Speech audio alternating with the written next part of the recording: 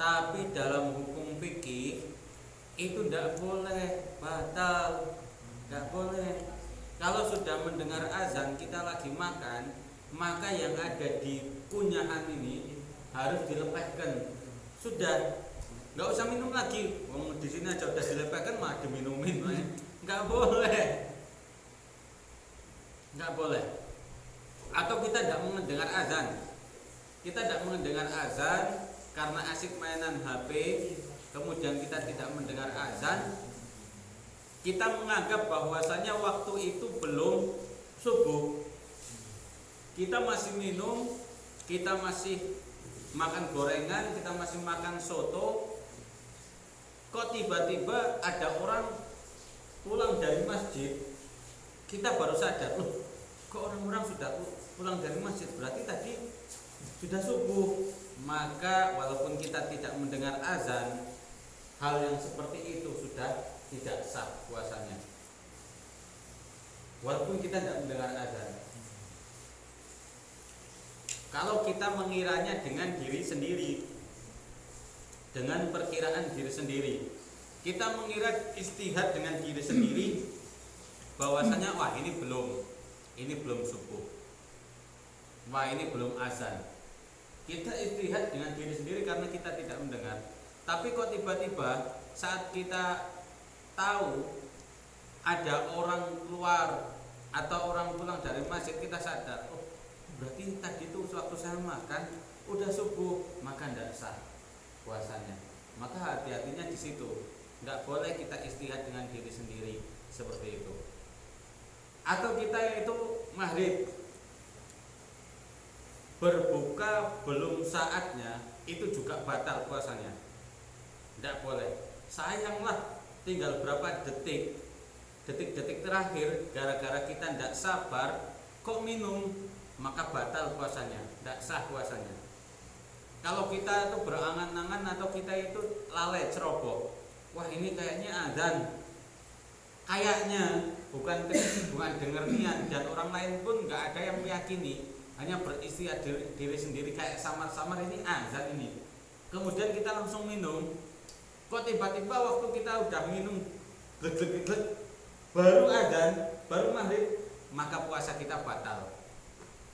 Nah ini juga bagi anak-anak semua yang ada di sini, kalau lagi jalan-jalan sore hari jangan mainan azan. Kalau ada yang sambil jalan Allahu Akbar, dosa. Kalau ada orang buka puasa. Iya.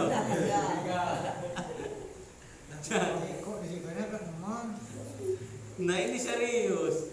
Soalnya tidak cuma di kampung, tapi di mana-mana itu kalau mendekati maghrib, karena banyak yang cak itu mainan. Nah, wong ada buka puasa. Ternyata yang ada anak-anak lagi mainan. Saat lah makan lah habis baru azan. Nah, berarti tadi hafal. Nah, itu tidak boleh, dosa itu. Karena orang yang mengira itu azan juga batal puasanya, tidak sah. Itu bahayanya di situ. Kita sahur terlalu mepet, mengira belum azan subuh, juga tidak sah puasanya. Tidak tahu kalau tidak terbangun sahur. Tidak terbangun sahur ya tidak usah sahur. Tidak, waktu pas kita bangun waktu pas azan. Ya tidak usah sahur, orang udah nggak waktu sahur kok. Jadi tidak perlu sahur lagi. Tidak perlu sahur, salah siapa tidak bangun.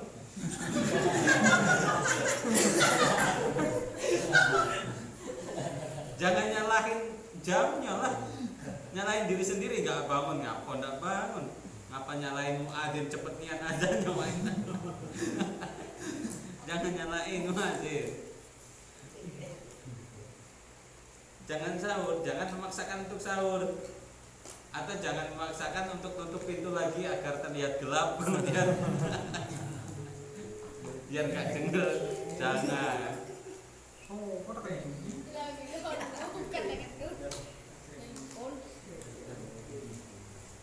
Apa lagi? Atau belum maghrib kemudian jendela ditutup semua, pintu ditutup semua agar gelap. Wah inilah gelap, inilah maghrib. Buka puasa duluan. Itu juga tidak boleh seperti itu. Ini pengingat kalau nanti sahur itu juga bahaya di situ, karena kadang kita itu mengira atau beristirahat sendiri bahwasanya ini belum azan, ternyata sudah waktu subuh, maka tidak sah puasanya. Kemudian ada orang-orang yang tidak wajib berpuasa. Ada orang-orang yang wajib tidak puasa. Yang pertama adalah anak kecil. Anak kecil itu tidak wajib berpuasa. Orang gila itu juga tidak wajib berpuasa. Jadi anak kecil dan orang gila kemarin sudah dibahas belum? Belum. Yang tidak wajib berpuasa yang pertama itu anak kecil. Yang kedua orang gila. Waalaikumsalam. Jadi ini sama-sama yang berhubungan dengan akal. Anak kecil itu akalnya belum nalar. Kalau orang gila itu kate akal. Jadi sama-sama ndak kate akalnya. Anak kecil ini dianggap belum ada akalnya, belum nalar akalnya. Orang gila memang nggak ada akalnya. Maka anak kecil itu tidak wajib puasa. Orang gila juga tidak wajib puasa. Kalau untuk batasan waktunya anak kecil. Batasan umur anak kecil itu atal balik, sampai dia balik itu baru wajib. Saat dia balik itulah wajibnya terkena syariat Islam. Artinya wajibnya terkena hukum Islam setelah dia mimpi basah bagi laki-laki atau haid datang bulan bagi perempuan. Disitulah wajibnya dia menjalankan puasa. Kalau belum mimpi, belum balik, maka tidak wajib untuk berpuasa, tetapi wajib bagi orang tuanya untuk memperkenalkan puasa. Wajib dikenalkan anaknya. Anak orang puasa. Oh, anakku belum puasa. Gimana kata Mas Pak? Dia mau ngapa? Tak jadi makan, tak jadi minum. Aku lagi. Anakku belum puasa. Tahun ini belum puasa anakku.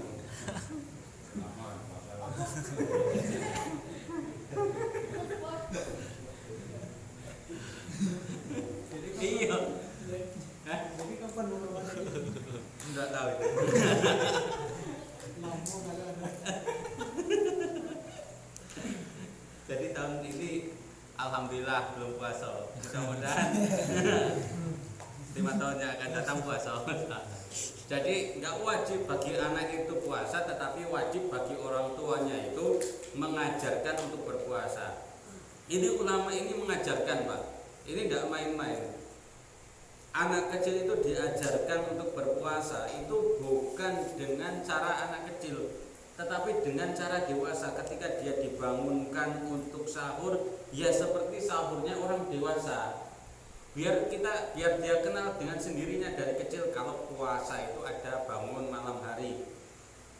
Sebelum subuh dibangunkan, ayo sahur. Jangan pakai kalimat ayo latihan sahur, ayo latihan puasa. Nggak ada latihan, maksudnya kalimat ke anaknya tidak.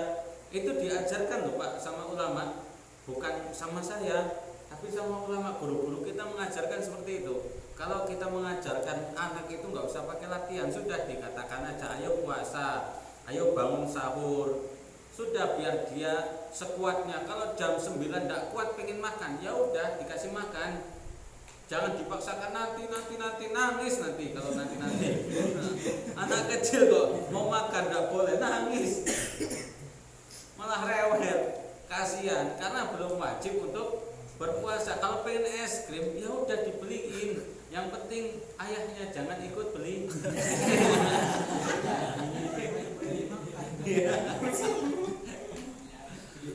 Aki alasan ngapa beli es krim itu anak aku. Tidak apa-apa. Yang bukannya udah seperti itu kan, kalau untuk anak kecil dapat setengah. Kalau untuk anak kecil Dapat setengah. Enggak kate itu setengah, 1/4, 3/4 enggak kate. Tapi wajibnya puasa itu nggak ada setengah hari, nggak ada seperempat hari, nggak ada sepertiga, nggak ada. Wajibnya puasa min tulu'i syamsi ilal ghurubi syamsi. Wajibnya puasa itu dari terbitnya matahari sampai terbenamnya matahari. Titik di situ, nggak ada setengah, nggak ada seperempat. Kalaupun ada anak menjalankan sampai jam 12 itu sebagai apa? Tarbiyah, sebagai belajar. Kita mengajari anak kita, mengajarkan bahwasanya bulan Ramadan ini ada puasa. Paling tidak dia sudah belajar menahan lapar dan haus, tidak minum dan tidak makan. Sudah.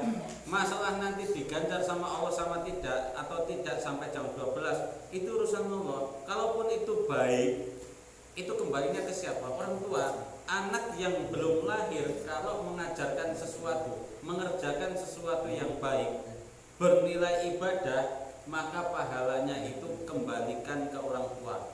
Maka yang dapat pahala itu orang tua. Tetapi kalau dia melakukan kejelekan, keburukan, dia tidak berdosa. Nah, itu istimewanya anak kecil, maka mesti kecewa. Kenapa sekarang udah besar? Karena anak kecil itu kalau ngelakuin dosa tidak berdosa, nggak dapat dosa. Tetapi kalau melakukan pahala dapat pahala.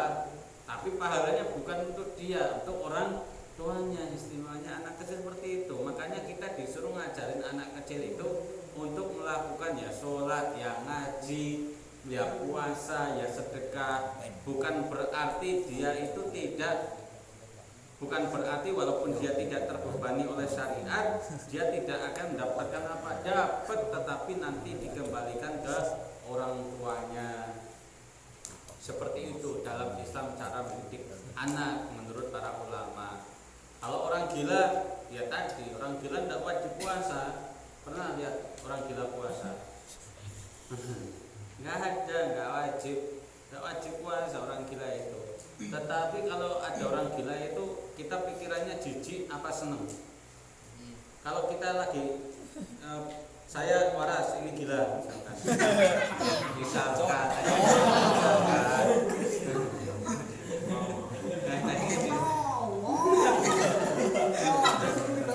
Untuk budi kata orang gini. Saya waras. Kemudian olehnya paling deket sini lah. Mau ke Pak RT tidak sopan.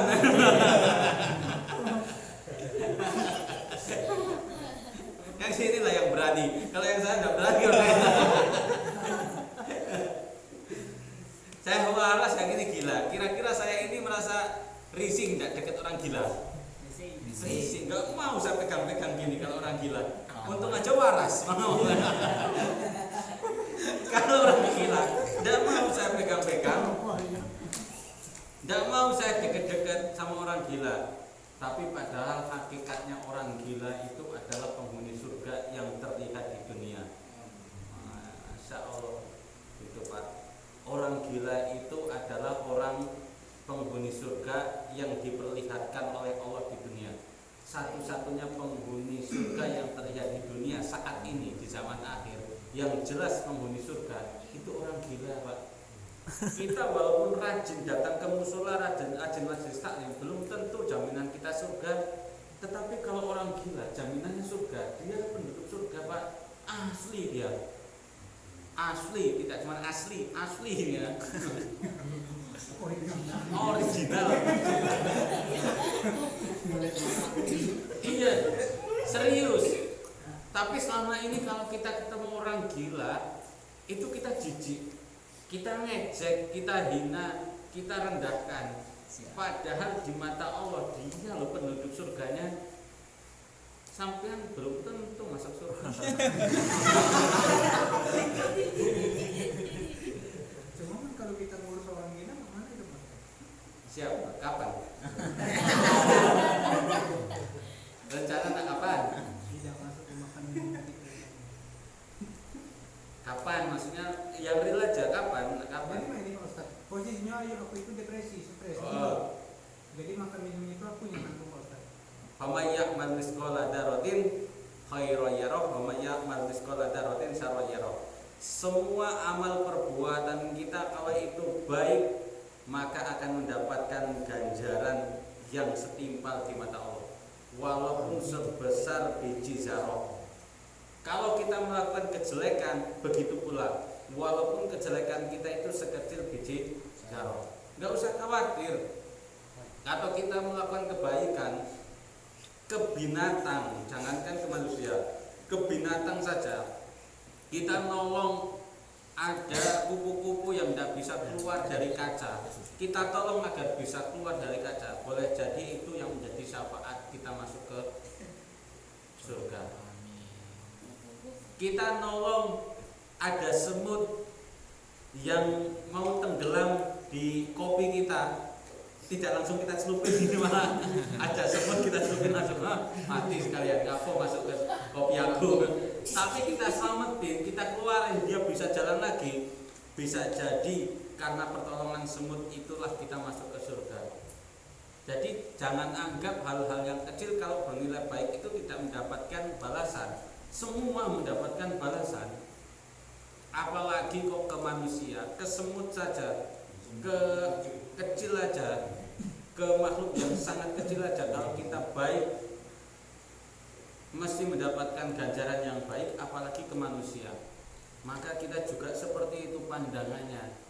Orang di jalanan kita anggap, wah ini nggak mau deket-deket, ini padahal itu tuh penduduk surga yang diperlihatkan oleh Allah langsung di dunia.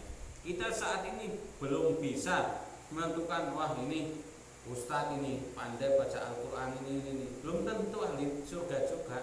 Yang sudah jelas ahli surga itu ya yang gila dari lahir, gila sebelum balik, kemudian sampai mati dia juga dalam keadaan gila. Jaminannya tanpa hisab.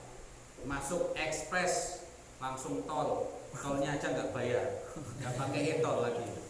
Nah, gerbangnya langsung membuka dewek mah itu. Kita ini masih tol, kadang kartunya salah pulau, saldo habis, ngisi ulang dulu lah, banyak acaranya. Itu kita. Sedekah itu nak ikhlas dulu kan? Sedekah nak ikhlas dulu, nggak usah lah. Kalau kita ibadah nunggu ikhlas dulu, kita nggak sholat nanti. Yakin? Ini bicara tasawuf ya. Ini bicara agak jauh. Ibadah itu memang harus ikhlas. Kunci ibadah itu harus ikhlas.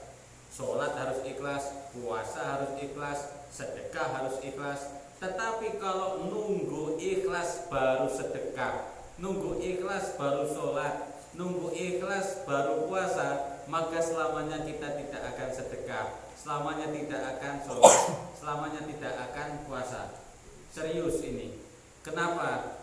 Karena makom kita itu bukan mukhlas, bukan mukhlis, masih belajar akan selalu ikhlas. Berarti kita itu belum makom yang selalu sudahlah benar-benar biar Allah saja. Belum. Kita itu kan ibadah itu masih kepikiran agar tidak disiksa di neraka kan? Agar kita masuk surga. Betul apa enggak? Berarti kita ibadah itu karena ada neraka, karena ada surga, bukan karena cinta kita ke Allah. Masalah ada neraka sama enggak ada neraka terserah. Mau kita masuk neraka sama masuk surga terserah. Yang penting aku sholat. Kan pikiran kita belum ke situ. Pikiran kita kalau kita baca Al-Quran agar nanti di kuburan jadi terang kuburan kita. Kita tidak meninggalkan sholat agar kita tidak disiksa, dimasukkan ke neraka, agar kita ke surga, dimasukkan ke surga. Berarti sholat kita, puasa kita itu masih kepikiran Allah atau masih kepikiran surga dan neraka? Surga neraka. Berarti kita itu sebenarnya belum sebenar-benar jadi orang ikhlas. Kalau orang ikhlas benar-benar yang benar-benar ikhlas, makanya saya bicara agak jauh. Itu nggak ada surga, pikirannya sudah nggak ada surga, nggak ada neraka. Tetapi terserahlah, mau saya masuk surga, mau saya ditulis dikasih tahu malaikat. Walaupun malaikat, misalkan ada malaikat penjaga pintu neraka mengatakan, Bayu kamu ini nanti pada akhirnya akan masuk neraka. Ngapain kamu ngajarin Al-Quran, ngapain kamu ngajarin ngaji, ngapain kamu sholat, ngapain kamu puasa? Kalau saya sudah ikhlas, ya sudahlah, biarin. Toh ada neraka, saya masuk neraka. Kalau memang sudah kehendak Allah, karena ridho dari Allah, nggak apa-apa. Yang penting saya ibadah aja karena Allah, bukan karena nerakanya. Saya masuk neraka, memang kalau diridhoi sama Allah, di neraka pun saya hidup, di neraka pun saya tidak akan kepanasan. Kan pikirannya seperti itu, Pak. Ada nggak orang yang tidak kepanasan karena api? Ada lah, buktinya siapa? Nabi Ibrahim. Nabi Ibrahim itu, kita kepikiran neraka, itu siksanya selama ini dengan apa? Api kan. Tetapi kalau Allah meridhoi, ada nggak api yang jadi sejuk, yang menyejukkan, yang tidak memanas? Ada.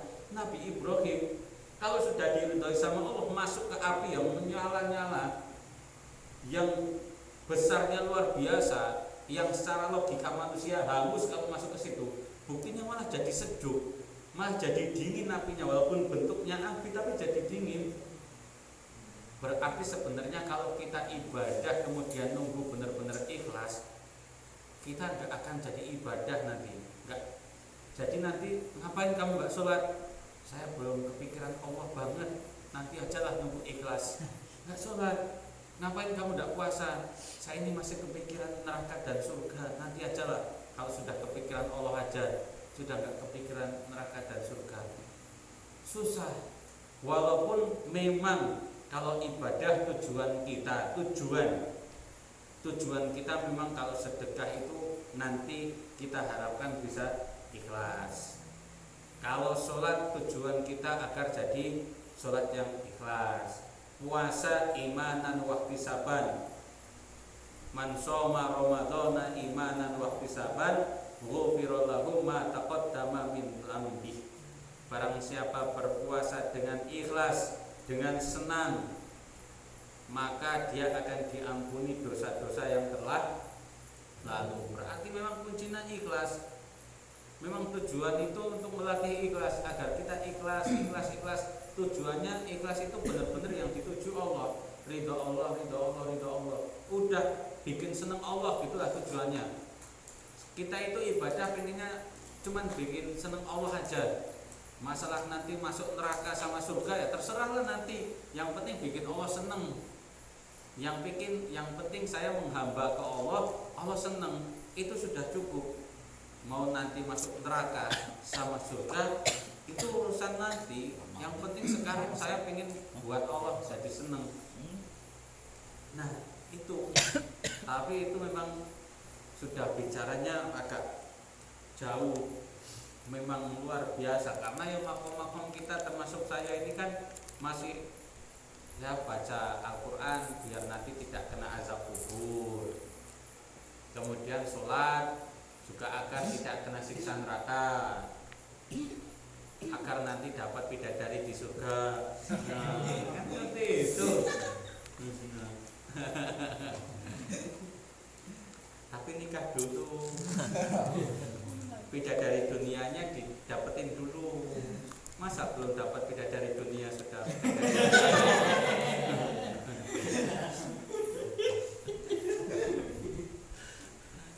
nah seperti itu. Rugi kalau belum dapat bidadari dunia kok sudah langsung ke sana.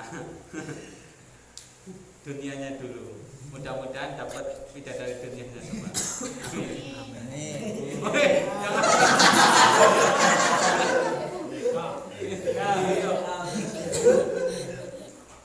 Age 17 tahun lagi kamu tuh baru aminyo kenceng.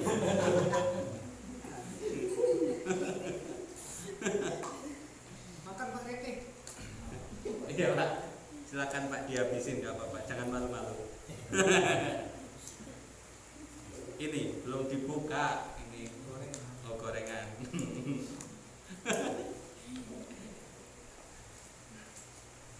Ada lagi? Iya saya. Orang yang kemarin enggak?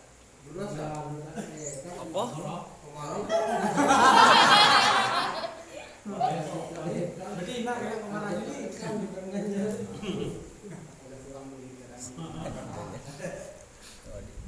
orang pemarah. Gini, kita misalkan ini masalah ya, masalah. Kalau kita punya masalah, diibaratkan benang kusut, artinya bundet kalau bahasa Jawanya. Kemudian marah itu ibarat badai, ibarat badai yang sangat kencang, badai yang sangat dahsyat. Benang yang kusut terkena angin kencang, terkena badai dahsyat, kira-kira benang yang kusut itu jadi lepas gak dari kusutannya? Lepas gak? Misalkan ada benang, aku simpul tali, set, nah itu. Kemudian ada badai besar, kira-kira simpulannya itu lepas enggak? Iya. Cak ini loh. Maksudnya ini, nah ada benang seperti ini, saya simpulkan, nah diikat kencang, ikat kencang. Terkena badai besar, terombang-ambing badai besar, ikatannya ini kalau kencang ini lepas apa enggak? Enggak lepas. Walaupun itu kenceng anginnya, badainya kenceng luar biasa. Jangankan benang, rumah, tembok segala macam hancur terkena badai. Tetapi untuk membuat benang ini lepas dari simpulnya tidak bisa. Itulah ibarat orang marah sekali. Walaupun kita ini punya masalah, tetapi kalau dihadapin dengan marah gak akan selesai. Marah itu tidak akan menyelesaikan permasalahan, malah jadi kayak badai, semuanya hancur, ya temboknya hancur, piring hancur, gelas hancur, kompor hancur, semuanya hancur. Kayak badai. Ya itu memang diibaratkan kayak badai, masalah gak selesai malah nambah masalah. Tapi ini bukan penggadaian, iklan penggadaian ya, mengatasi masalah tanpa masalah. Bukan. Masalah itu masalah. Pemarah itu dosa. Orang marah itu dosa. Kecuali dalam tanda kutip marahnya kita karena kasih sayang. Yang duribi aini rahmah. Ada enggak marah karena kasih sayang kira-kira? Contohnya apa coba? Barusan nih aku tanya mah ini, ada nggak marah karena kasih sayang? Mah ini apa coba? Nggak tahu. Padahal mah ini sudah kirain tahu. Marah karena kasih sayang itu marahnya orang yang melihat dengan kacamata kasih sayang, yang dulu bi aini rahmah, melihatnya dengan kasih sayang. Artinya apa? Ketika kita marah ke anak kita yang tidak sholat, itu kita melihatnya dengan kacamata kasih sayang apa kebencian? Kasih sayang. Ketika kita marah dengan istri yang tidak galak sholat, tidak galak ngaji, kita melihatnya, marahnya itu dengan kasih sayang atau kebencian? Kasih sayang. Itu marah yang tidak berdosa. Artinya marah yang dulu bi aini rahmah, melihatnya dengan kacamata kasih sayang. Artinya apa? Kita marah itu untuk menjadikan orang yang kita marahi asbab menjadi orang itu baik. Artinya menginginkan kebaikan. Terkadang kita itu keceplosan atau kebablasan, itu yang jadi salah. Terkadang keinginan kita baik, karena kita kebablasan marahnya, jadi seakan-akan jadi kasar, seakan-akan jadi tidak baik. Nah seperti itu aja keceplosan kita atau kebablasan kita kalau lagi marah. Yang namanya marah memang susah untuk dikontrol, apalagi kalau yang memang ya mohon maaf punya temperamen segala macam. Tetapi kalau memang marahnya yang durbi aini rahmah, dengan dasar melihat dengan kasih sayang, itu memang marah yang tidak masalah. Marah yang durbi aini rahmah semua ustadz kayak ke muridnya, guru ke muridnya, kiai ke santrinya, marahnya karena menegur karena dia berbuat yang jelek. Marahnya tetap dengan marahnya kasih sayang, karena ingin membenarkan buruk menjadi baik. Itu bedanya di situ.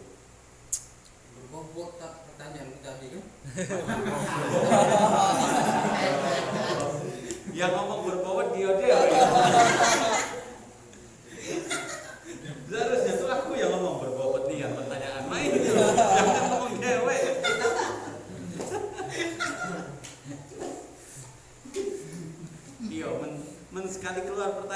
bobot nih. Yuk keluar lagi, sikat lagi. Habis. Tapi ya. Pertanyaan lagi, tiba-tiba pertanyaan lagi, karena jam 10. Yo. Yang lain lagi. Nanya kan? Biasanya yang nanya kan, sholat kalau apa sholat tarawih itu kan ditutup dengan sholat witir ya. Jadi ada yang ngomong boleh tak sholat lain lagi sudah sholat si witir itu kan penutup biasanya diomongin ada penutup ya. Boleh tak sholat lain lagi sudah? Boleh. Tutup witir lagi. Oh nak ditutup dengan witir Iya. lagi? Kita habis sholat tarawih, sholat witir, Ya. kemudian bangun nanti sholat hajat, sholat taubat, tutup witir lagi. Boleh. Memang hukumnya seperti itu. Ada sebagian kan ada yang ngomong aku pernah dengar ada. Hmm. Ada sebagian sudah witir itu tidak boleh lagi yang lain kan penutup ada. Iya. Itu tuh seperti ini. Yang diajarkan ulama tuh sebenarnya poinnya di sini, Pak. Poinnya di sini. Sholat witir dikerjakan sebelum tidur. Ini bukan sebelum taraweh, Pak ya. Sebelum taraweh. Kalau sebelum taraweh cuma bulan Ramadan don kita witirnya. Iya. Nah itu ya. Soalnya kita lagi bulan Ramadan, tapi kita bicara 1 tahun penuh. Sholat witir itu bisa dikerjakan sebelum tidur atau nanti setelah kita tidur melakukan sholat baru tutup witir. Boleh, atau dua-duanya juga boleh. Kenapa? Witir yang pertama sebelum tidur itu untuk jaga. Boleh jadi kita diberikan kenikmatan oleh Allah tidur nyenyak, subuh bangun. Berarti kita sudah witir. Tetapi kalau kita tidak witir dulu, takutnya yang tadi diberi kenikmatan tidur sampai subuh belum witir. Tapi kalau nanti sudah sholat witir sebelum tidur kita sudah sholat witir, kemudian terbangun jam 2:30, kita mau sholat tahajud, sholat hajat, sholat taubat,